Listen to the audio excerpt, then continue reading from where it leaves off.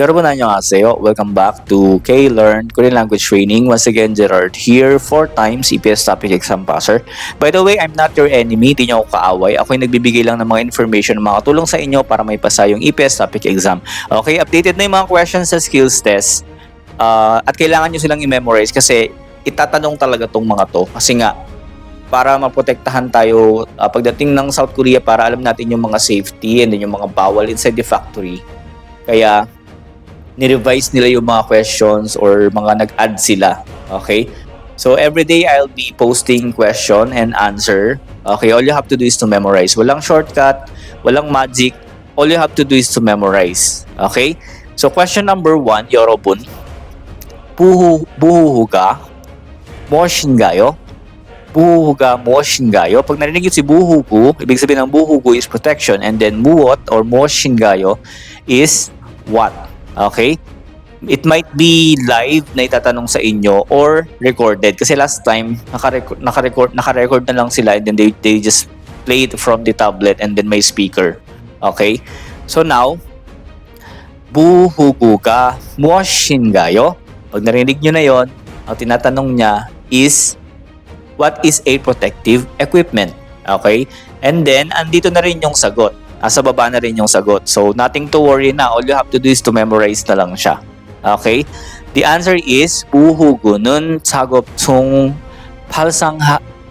발생할 수 있는 위험으로부터 작업자의 신체를 보호하기 위해 착용하거나 사용하는 장비나 용품입니다. The protective equipment is a equipment or items worn or used to protect a worker's body from dangers that may occur during work. Okay? Again, 부후구가 무엇인가요? Answer is, 부후구는 작업 중 발생할 수 있는 위험으로부터 작업자의 신체를 보호하기 위해 착용하거나 사용하는 장비나 용품입니다. That's the answer to the question, 부후구가 무엇인가요?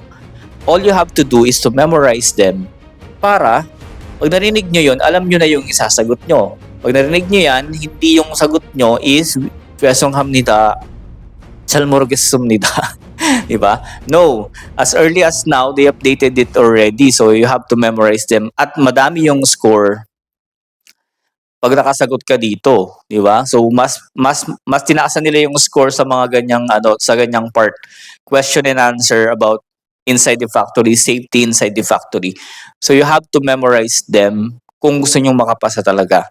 So don't worry, every now and then or every day I'll be posting this kind of question na galing mismo sa HRD para matackle natin sila at ma-memorize nyo din. Okay? So thank you for watching the video. If you enjoy or learn something about my videos, you can follow me or share to your friends. Find me in the Blue app, K-Learn Korean Language Training. I'm not your enemy. I'm just sharing my knowledge about the process. Okay, and it's been 10 years that I've been teaching Korean language, and I've seen a lot of changes about the EPS topic. So, again, thank you for watching. Gerard here from K-Learn Korean Language Training, and you have a nice one. 여러분 안녕.